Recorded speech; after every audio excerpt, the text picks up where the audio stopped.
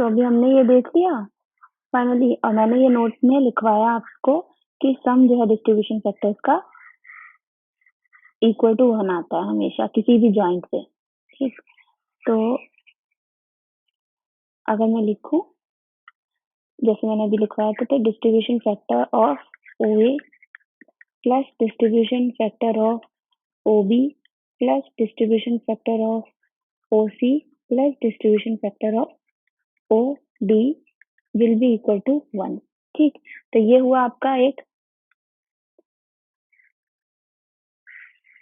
Statement. अभी आप एक और नोट करके लिखना कि आपका जो डिस्ट्रीब्यूशन फैक्टर है, ये सिर्फ आपने स्टिफनेस के टर्म्स में ना देके आप रिलेटिव स्टिफनेस के टर्म्स में भी दे सकते हो। तो अगर मैं लिखूं कि आपका जो डिस्ट्रीब्यूशन फैक्टर है वो कैन ऑल्सो बी कैलकुलेटेड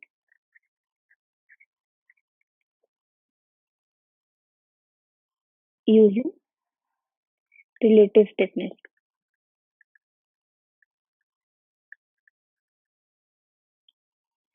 कैसे?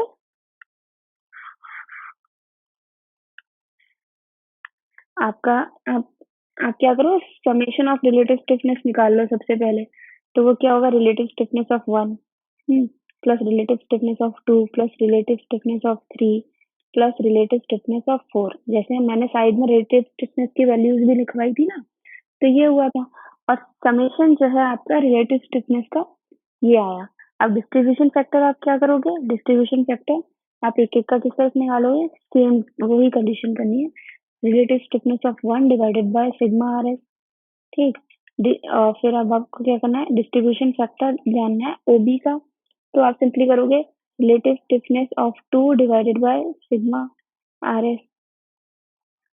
आप डिस्ट्रीब्यूशन फैक्टर निकालो ओसी का, तो क्या होगा, relative stiffness of 3 divided by sigma R S.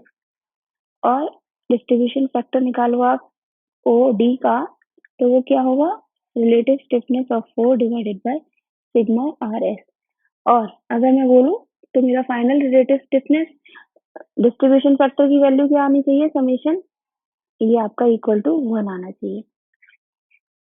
Distribution factor should be equal to 1 at a, इस कंडीशन से भी जब आप सारे ऐड करोगे OA OB OC and OD, तो this will come as 1 at a joint, given joint है, जो भी जॉइंट है आपको लेना है।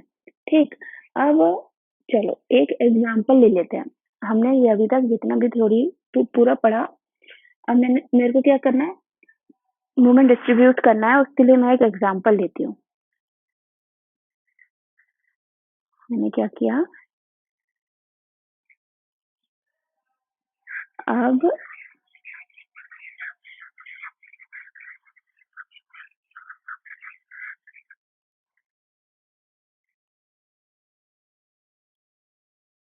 कुछ इस तरह से मेरे पास नंबर है, ये फिक्स्ड एंड है, फिक्स्ड एंड फ्री एंड है ये, और यहाँ पे आपका हिंज है।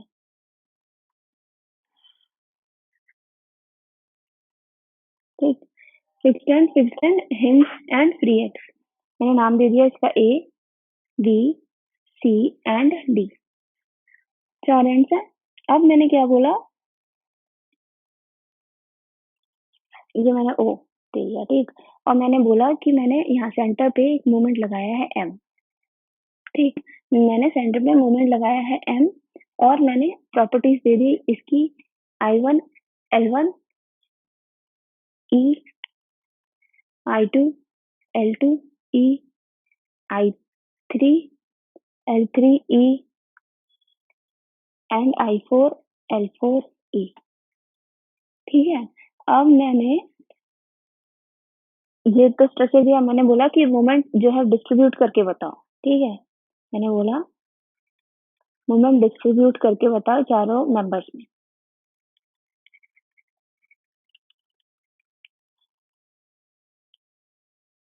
ठीक, अब इसके लिए मैं चल रही हूँ, मैंने क्या देखा कि सबसे पहले मैंने मान लिया चलो यहाँ पे मोमेंट डिस्ट्रीब्यूट हो रहा होगा और वो क्या होगा एम ए बोल दिया, ठीक। सिमिलरली यहाँ पे आया होगा एम बी, मैंने बोला यहाँ पे भी कुछ आया होगा एम सी और यहाँ पे भी कुछ आया होगा एम डी, ठीक है। अब मैंने क्या देखा कि मैंने रिलेटिव स्टिफनेस वाला तरीका यूज करना चाहा क्योंकि रिलेटिव स्टिफनेस में सिर्फ आई बाय एल है या 3/4 आई बाय एल है। आपको वो ई का कॉन्सेप्ट नहीं है, मतलब बहुत ज्यादा कॉम्प्लिकेटेड नहीं होगा। तो मैंने सोचा कि मैं रिलेटिव स्टिफनेस वाला ही टर्म लेके चलूं अभी। तो मैंने सोचा मैं रिलेटिव स्टिफनेस ले रही हूँ। तो मैंने RS1 लिया तो ये क्या आएगा I1/L1 आएगा, ठीक, क्योंकि फिक्स्ड है, डिफरेंट फिक्स्ड है। RS2 मैंने लिया तो I2/L2 फिक्स्ड एंड है। RS3 देखा मैंने तो मेरा क्या आया फ्री एंड है, तो रिलेटिव स्टिफनेस फ्री एंड की क्या होती है 0 होती है। और RS4 मैंने देखा क्योंकि हिंज्ड है तो मैंने देखा हिंज्ड एंड, तो आपका क्या आता है फार एंड हिंज हो तो 3/4 I4/L4 आएगा। हाँ, तो अब मैंने क्या किया सिग्मा RS निकालूं तो मैं क्या करूंगी RS1 plus RS2 plus RS3 plus RS4 करूंगी, ठीक है। अब अगर मैं डिस्ट्रीब्यूशन फैक्टर मतलब मेरे को मोमेंट डिस्ट्रीब्यूट करके ही बताना है तो मेरे को डिस्ट्रीब्यूशन फैक्टर ही निकालना है एक तरीके से। तो मैंने डिस्ट्रीब्यूशन फैक्टर अगर ओए का देखा तो मैं क्या बोलूंगी,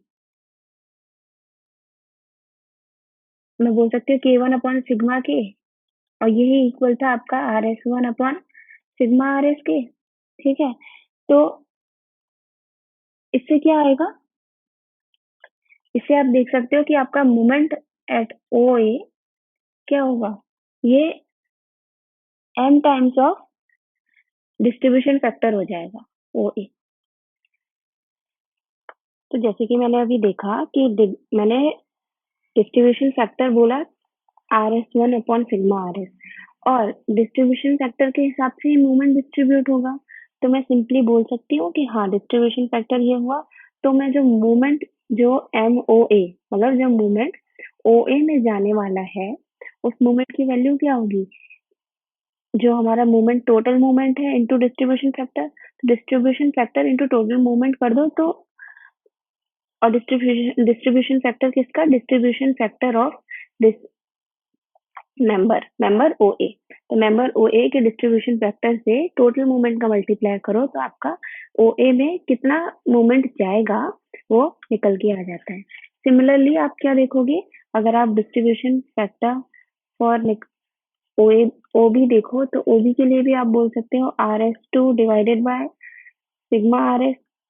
और आप इससे क्या बोल सकते हो कि इससे हमारे पास मोमेंट ऑफ ओ बी आ जाएगा, क्या आएगा m into distribution factor of O B. Similarly आप निकालो और आप सिंपली बोल सकते हो कि मूवमेंट ओ सी भी क्या होगा, movement total movement into distribution factor of O C. जैसे हमने स्टार्टिंग में एक एग्जांपल देखा था, टोटल 100 मूवमेंट लगाया था और डिस्ट्रीब्यूशन फैक्टर हमने 50% माना था। तो हमने क्या बोला था, डिस्ट्रीब्यूशन फैक्टर 50% है तो इस हिसाब से मैंने देखा था कि टोटल टोटल मूवमेंट 100 था, उसमें मल्टीप्लाई कर दो डिस्ट्रीब्यूशन फैक्टर का, तो 100 इंटू 0.5 किया तो मेरा 50% आ रहा था उस नंबर के लिए 50 किलोमीटर मीटर। तो उसी तरह से हम यहाँ पे भी कर सकते हैं। तो मैंने MOD देखा तो वो भी m into distribution factor at OD। तो इस तरह से आप टोटल डिस्ट्रीब्यूशन मूवमेंट्स निकाल सकते हो। और आप फाइनली ये भी बोल सकते हो कि आपका टोटल मूवमेंट होगा MOA plus MOB plus MOC plus MOD, जैसे तब हुआ था 30 प्लस 20 प्लस 50। तो इस तरह से आप जो है मूवमेंट्स को बोल सकते हो।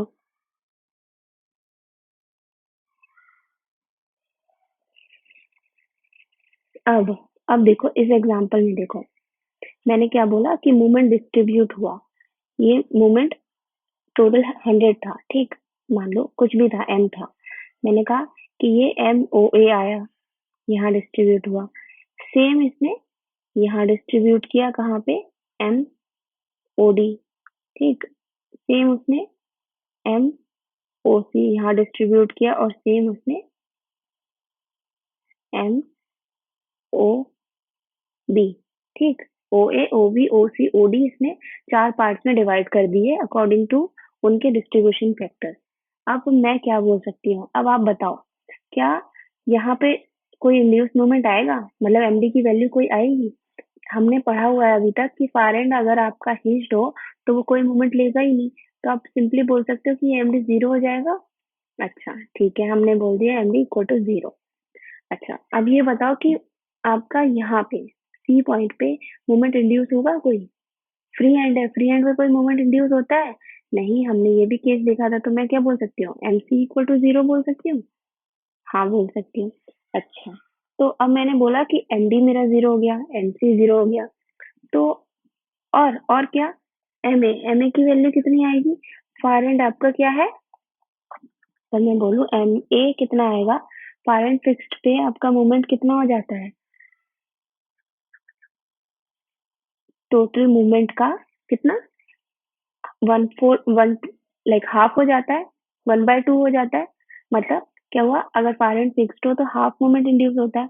बट किस चीज का? हम इस मेंबर की बात कर रहे हैं। ठीक है, मैं यहाँ टोटल मूवमेंट लिखूं? नहीं, मैं यहाँ टोटल मूवमेंट नहीं लिख सकती, क्योंकि सिर्फ इस मेंबर में सिर्फ एम ओ ए ही तो आ रहा है। तो मैंने क्या किया? एम ओ ए का हाफ जो है, मतलब एक तो ये, अब आप यहाँ देखो ध्यान से, एक तो ये मूवमेंट इसने एम जनरेट किया था। एम को भी 4 पार्ट्स में डिवाइड कर दिया गया। मतलब 4 पार्ट्स में डिवाइड किया अकॉर्डिंग टू डिस्ट्रीब्यूशन फैक्टर। और हमने देखा थोड़ा यहाँ गया, थोड़ा यहाँ गया, थोड़ा यहाँ गया, थोड़ा यहाँ गया। अब इस थोड़े में से भी यहाँ तक कितना पहुंचा? ये है एम ए।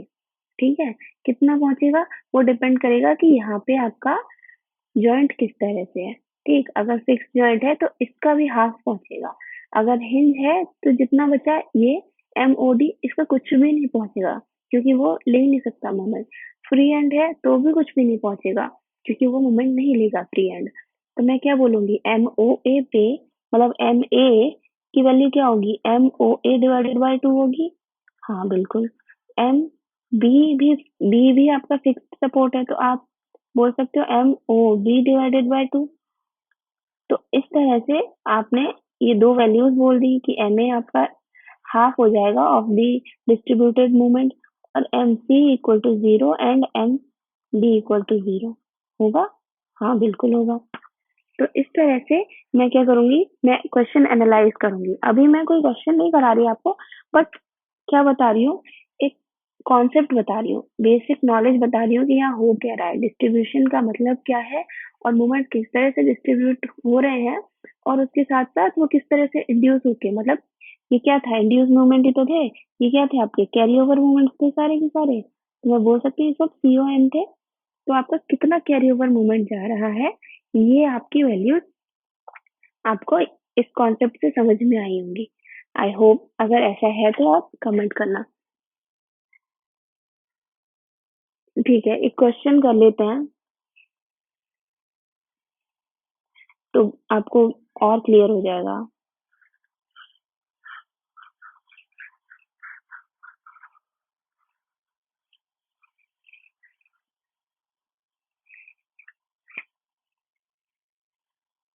मैंने क्वेश्चन में क्या बोला कि मेरे पास कुछ इस तरह से मेंबर है।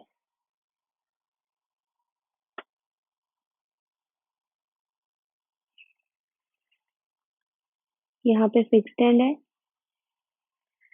ये भी फिक्स्ड एंड है, एंड यहाँ पे आपका हिंज है। और मैंने एक इस जॉइंट पे मूवमेंट लगा रखा है एम। नाम दे देती हूँ सबको। मैंने नाम दिया इसका ए, ये बी, ये सी एंड ये डी। अब मैंने क्या बोला? इसकी लेंथ है एल, इसकी लेंथ है एल, इसकी भी लेंथ है एल। और मैंने क्या बोला कि आपका ई आई कॉन्स्टेंट है। ठीक है, सारे मेंबर्स के लिए आपका ई I is equal to constant. ये क्वेश्चन है एक।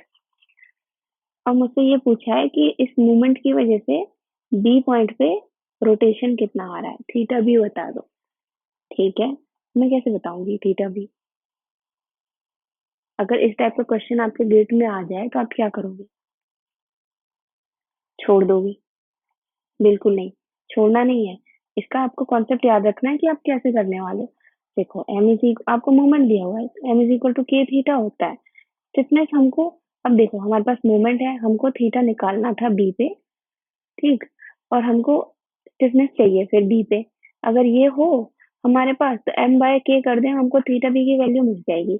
अच्छा, तो आप इसको ऐसे भी कर सकते हो सिग्मा के, क्योंकि k क्या होता है, इस जॉइंट की स्टिफनेस होगी, और इस जॉइंट पे टोटल जितने भी मेंबर्स कनेक्ट हो रहे हैं उन सबका स्टिफनेस ऐड कर दो, तो आपको मिल जाएगा इस जॉइंट की स्टिफनेस।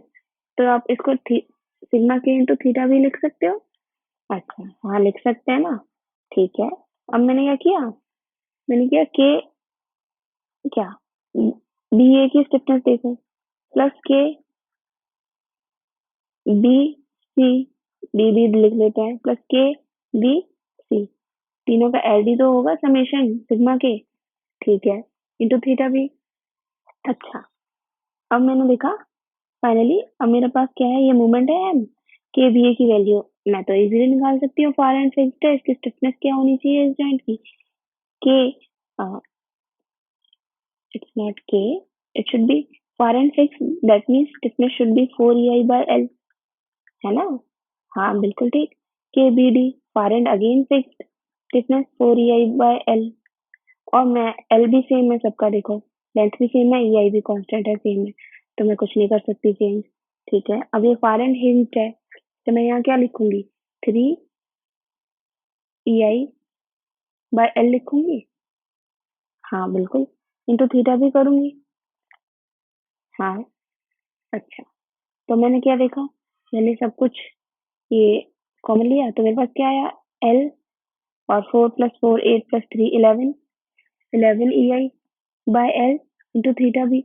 अच्छा, निकल आया कितनी इजीली, अरे थीटा बी की वैल्यू आ गई एम एल अपॉन 11 ई आई।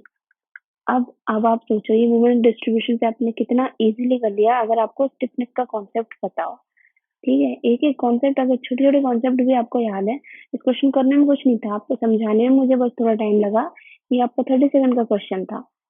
इस तरह के क्वेश्चन आपको गेट में पूछे जाते हैं, ठीक।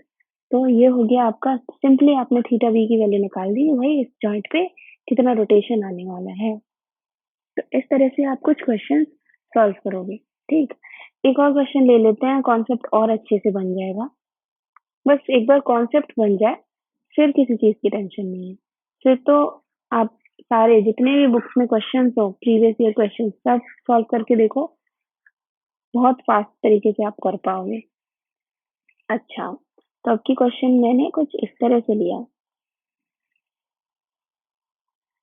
ये जो क्वेश्चन डिस्कस करा रही हूँ मैं, ये सारे के सारे आपके प्रीवियस ईयर क्वेश्चंस होंगे, कोई गेट का प्रीवियस ईयर होगा या तो कोई ईएससी का प्रीवियस ईयर होगा। तो ये सब जो क्वेश्चंस हैं ये आपके एक पैटर्न है कि हाँ इस टाइप के क्वेश्चंस आपको आते हैं अपने एग्जाम्स में। तो इस तरह से आपका ये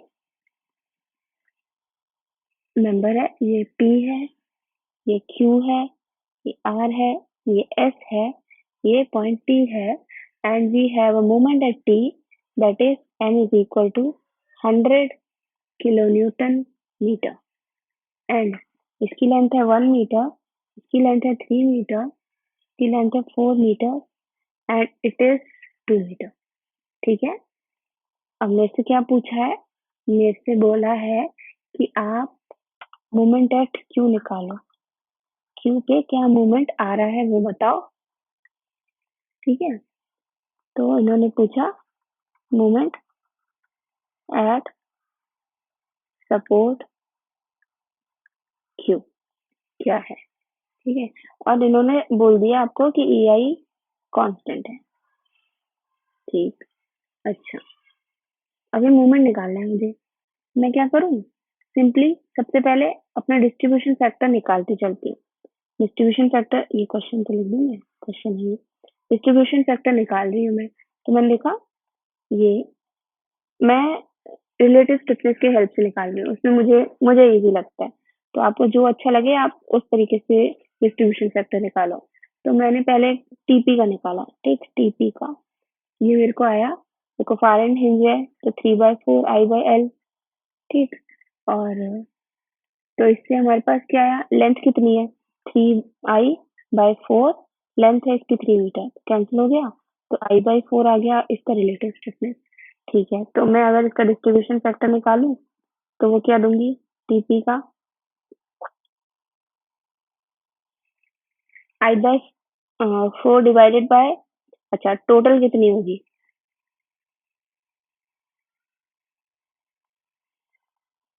हाँ देखो